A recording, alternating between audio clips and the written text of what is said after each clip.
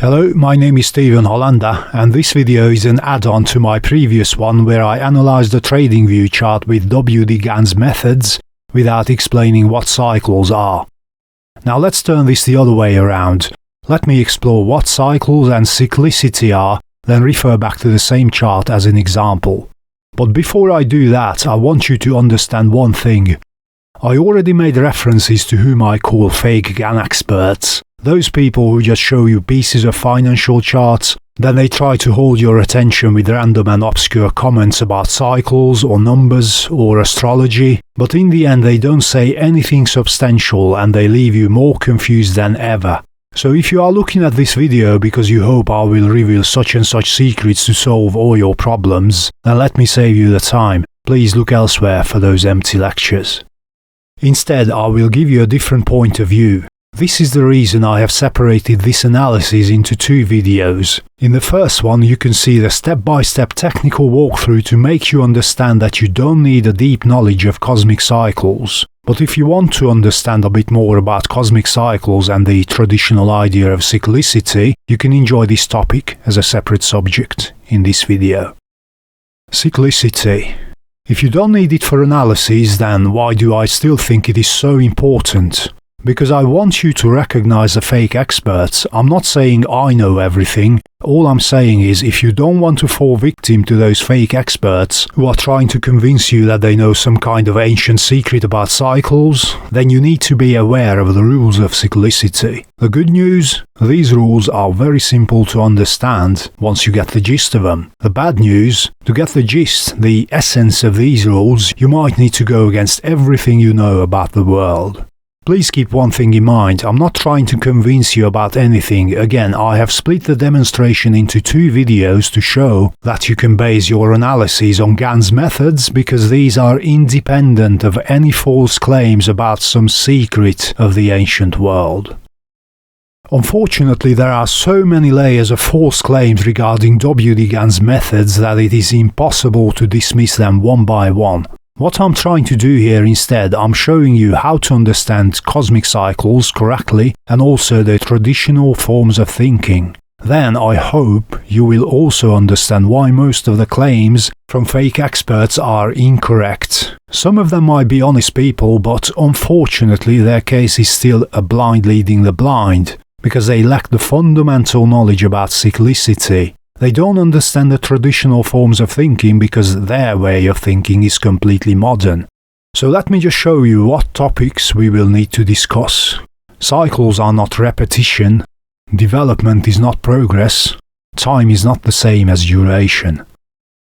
What did Gann say? Past market tops and bottoms are related to future market tops and bottoms. Before we break this down, let's agree on one thing. There is a distinction between analysis and trading. As I've shown you in the previous video, it is one thing to be able to follow Gann's methods in the analysis, but it is quite another skill to be able to trade based on your analysis.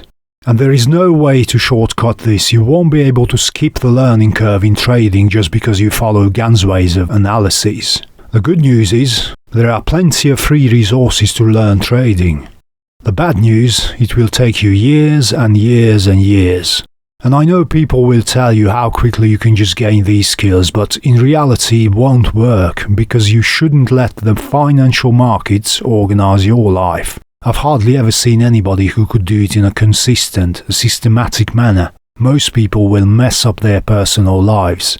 I briefly touched upon consistency when I showed you that decades can pass between signals. Imagine living a life around that. So again, what did Gann say? Past market tops and bottoms are related to future market tops and bottoms. And let me add, they are related mathematically. So how do I like to phrase it? You need to watch designated points which will possibly correspond to a regular measurement that you can define on a chart. And these regular measurements on time and price charts are the angles. Let's break these down. Why did Gann say what he said? Not just this statement, but others that were similar. And then why do I say what I say? I can't really speak for Gann, but I know that he lived in a totally different age. Do you think if he had lived in the digital age, he would have phrased everything in a completely different way? I do think so. Why? because in his day and age it was really time consuming to process large sets of data. If you've ever tried to put together a financial chart manually, then you know what I'm talking about. I have already made a demonstration about the difference between a paper-based and a digital chart, so I won't bore you with that. I prefer to talk about measurements on time and price charts for this simple reason. This is the time and price chart, and this is the measurement. Now, the biggest discovery when it comes to Gann is that a lot of the mysteriously sounding stuff should be taken quite literally. This is what gets most people confused, but this discovery is not just my idea. William McLaren also pointed this out. Cycles on Gann's charts are squares. This is fundamental. If we are exact, not squares but rectangles, but why is that? Because naturally, a chart is of a rectangular shape by default, so there is no need to refer endlessly to mysterious circles, squares, and whatnot, as if there was a secret. Obviously, most people skip this fact.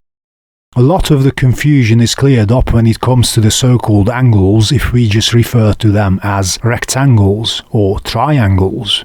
So a circle is a literal square on a chart, or a rectangle, and there is a triangle as a measurement between a past market top or bottom and a future market top or bottom.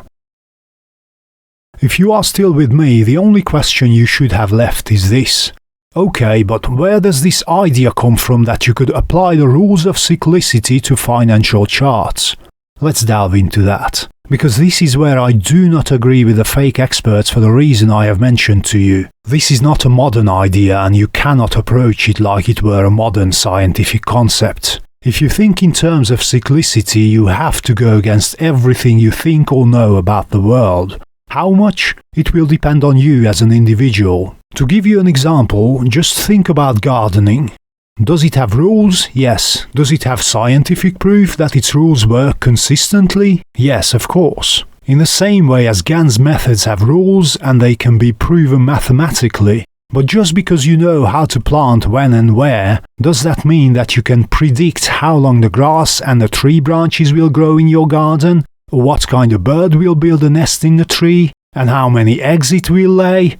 People would look at you like you were a lunatic if you made such claims. I think you understand where I'm getting at. When it comes to Gann, anybody can come in and make such fantastic claims. Unfortunately, his writing style lends itself to misinterpretations, but probably he did it intentionally as he had to sell his methods. And he was such a good salesman that up to our day and age, people carry on looking for hidden clues to wherever he pointed at. Some people look for clues in his books and look at him like he was some kind of prophet. False prophecies would be another subject worth discussing. But in a nutshell, the rules of cyclicity are like the rules of gardening. They can be proven by modern scientific means, but they were never meant to work like exact science. As I've shown you, sometimes they work, other times they don't. So what's left to discuss? Do you even know what the definition of a cycle is? In plain terms, a cycle represents the process of development. It represents something manifesting gradually. Think about the life cycle of a being. Think about it as a seed. A seed will possess what is possible during that seed's lifetime. An apple seed cannot turn into a banana tree. Taking this further, an animal will have much more possibilities, and when you think about humans in both physical appearance and all the rest, mental faculties, it's almost like every human individual is a different species in terms of who they might become during their life cycle. Now let's take this even further and apply the seed of possibilities to a whole world's life cycle. What a whole world can become as it goes through its life cycle. I'm making this very simple, but I hope you can still see how complex this question is. Much more complex than any of the fake experts can understand. So when you think about the lifetime of a financial instrument, obviously the application of cyclicity is very limited. Why? Because when it comes to the idea of cyclicity, it was meant to understand living beings and the world, not something as low-grade and casual like the price movements of financial instruments. If you do a search on the internet for cosmic cycles, you will almost exclusively find content related to what we call cosmos. Something we think of as out there, something we think is unknown, outside of our current reach, unless we use some kind of technology to look into it and explore it. When we think about the cosmos, we think it is something of gigantic proportions, bigger than anything human. But this is not how the ancients thought about the world. The idea of a world out there waiting to be discovered is completely alien to ancient thought. So how can we even begin to understand the prehistoric view on the world? Let's just keep this very simple. When I say a cycle is a process of development, all I'm saying is that it has a beginning and an end. This is easy to relate to a financial instrument because we start the analysis at one point, which then ends at another point. When I mention process of development, all I mean is that a cycle starts somewhere and then unfolds some of its possibilities. For instance, we were expecting resistance based on what had happened previously, but then the price did not necessarily react to all of the horizontal angles we had defined. Some possibilities manifest, others will remain dormant. This is how cyclicity can reflect on a time and price chart. Again, think about a cycle as a seed. It contains everything it can be during its life, but it will not necessarily show everything it can be. This is why I said it's very difficult to understand, because these days we are taught the opposite of this concept. When we say develop, what we mean is that something or somebody can acquire possibilities that they did not inherently possess, whether it is an individual being or a species. To the ancients, such an idea would seem nonsensical because it is like saying something or somebody can turn into something else. Of course, a newborn baby will grow up, but a newborn and the newborn who grew up into a 90-year-old human is still the same. It hasn't become somebody else. They look differently, but it's essentially the same person.